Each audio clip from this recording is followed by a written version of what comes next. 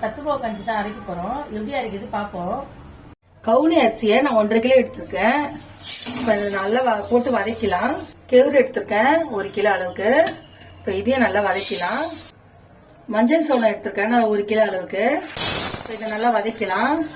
உப்பா கோதுமை எடுத்திருக்கேன் நல்லா 1 கிலோ அளவுக்கு. வெள்ளை சோளம் எடுத்திருக்கேன் நல்லா 1 கிலோ அளவுக்கு. சோயா இது நல்லா 1/2 கிலோ இருக்கு, வதக்கலாம். கொள்ளு நல்லா 1/2 கிலோ எடுத்திருக்கேன், இதுவும் நல்லா வதக்கலாம். பச்சை பயிர் எடுத்திருக்கேன், இதுவும் நல்லா ஒரு 1/2 கிலோக்கு எடுத்திருக்கேன். பூசணி விதை, வெள்ளை விதை, முந்திரி, வால்நட்டு, பாதாமு, உடச்சக்கடலை. இப்ப இதெல்லாம் சேர்த்து நம்ம வதக்கலாம். வெள்ளரி விதை, இதுல வேர்க்கடலையும் சேர்த்து அரைச்சிக்கலாம். அது இப்ப இது எல்லாம் வதக்கி போட்டாச்சு. இப்ப எல்லாம் சேர்த்து நம்ம அரைச்சிக்கலாம். எல்லாத்தையும் அரைச்சி எடுத்துன்னு வந்துச்சு நல்லா பவுடரா. இப்போ கஞ்சி காசுறது எப்படின்னு அடுத்த வீடியோல பாருங்க.